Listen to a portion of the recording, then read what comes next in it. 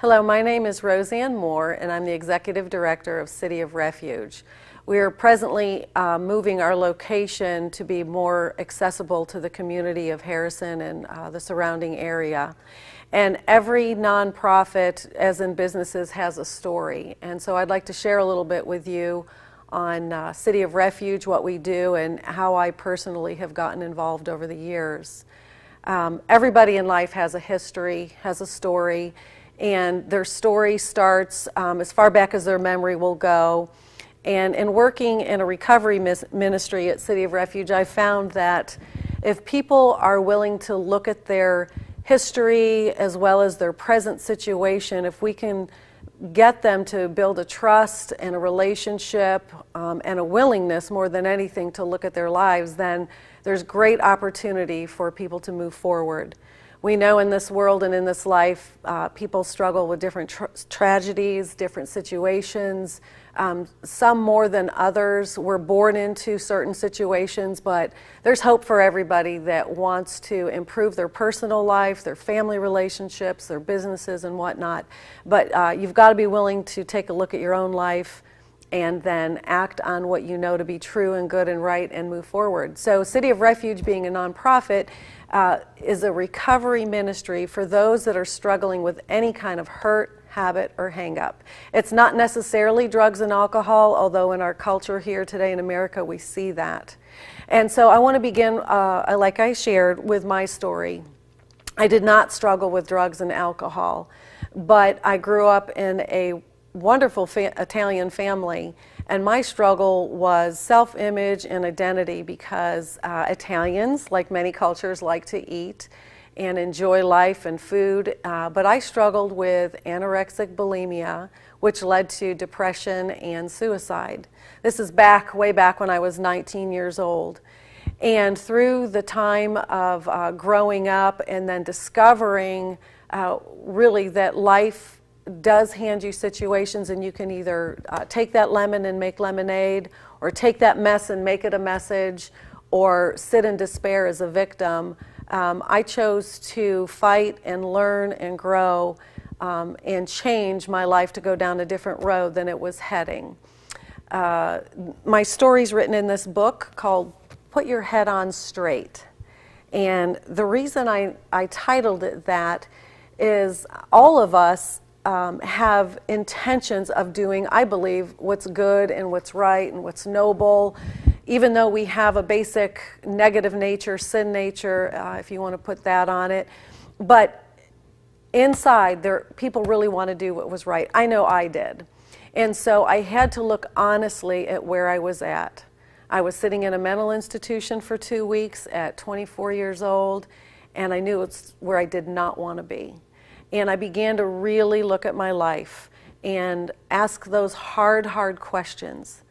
And by asking those questions, I learned I had to make mental changes, emotional changes, and physical changes as well. It even included relational changes. You've really got to be willing to change you.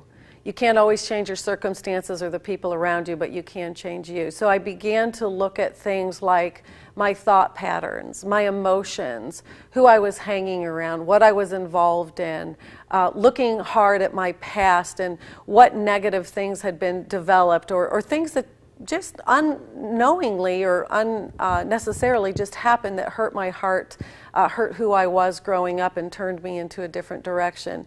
And as I began to peel back the layers, you'll hear people talk about like an onion, peeling back the layers. I began to understand what was really going on in my thought process, as well as my heart, and how my emotions were affected by it. And so by putting my story in a book format, I simply want to show anybody that as an ordinary person, you're going to struggle in this life.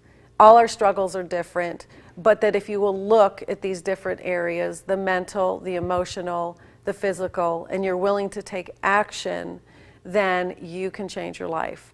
And so the book is divided into 2 sections. One is a story from as early memory as I have up until probably about 5 years ago. And I go through and explain the good experience as well as the bad experiences, and what I really had to do to learn to change the direction. And then the back of the book, which I really love, is a practical application for every one of those areas of your life. A lot of people know they need to change or think they need to change, but they don't know how.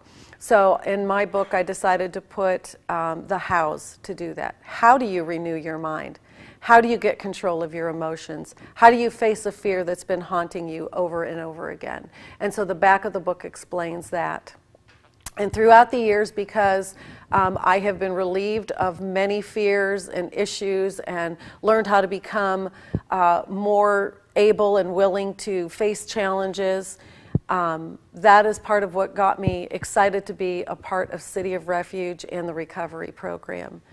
We are faith-based. I have a strong faith in the Lord Jesus Christ and in the integrity and accuracy of the Bible. I have applied that in my life. I've applied that in my book. And what we teach at City of Refuge, we don't pick a denomination, we don't discriminate or judge, but we try to take the lifelong, forever lasting practical principles that work for anybody and teach you how to apply them there. Many people that come to City of Refuge, they might be a drug addict or alcoholic, but then again, we have people struggling with suicide, with depression, financial pressures, just broken homes. How do you handle children, single women that are raising children on their own? And these are just some of the issues that if you will stop and set aside some of the craziness in your life and learn to put your head on straight, you can address each one of these issues and have answers. We do that in a practical sense of offering classes that teach you how to do that. We offer support through groups, through one-on-one. We also, in the meantime, if you need assistance, maybe your personal struggle is you've lost your job or your spouse has lost their job, we do have some financial support for folks. We also have support with a food pantry. We try to not only look at the person, but the realm of people they're affecting, be it their family, their friends, or their work, and show them how, if they're willing to take the time to put themselves in the right path, in the right direction, then that will affect everyone around them, and everything becomes more successful. And we never look for perfection. I don't look for it in myself, and I don't look for it in people. What we look for is progress. I learned many years ago that the duration of a problem and the intensity of a problem, if you can see that diminish on a regular basis, then you're growing and you're moving in the right direction. And that's what we're looking for to help people at City of Refuge. So hope to see you there. If you yourself are not struggling with something that you feel needs that kind of inward attention, then maybe there's somebody in your life, a family member, a friend, a coworker, that you know just seems to be hung up with something. Please feel free to refer them to us. Thank you.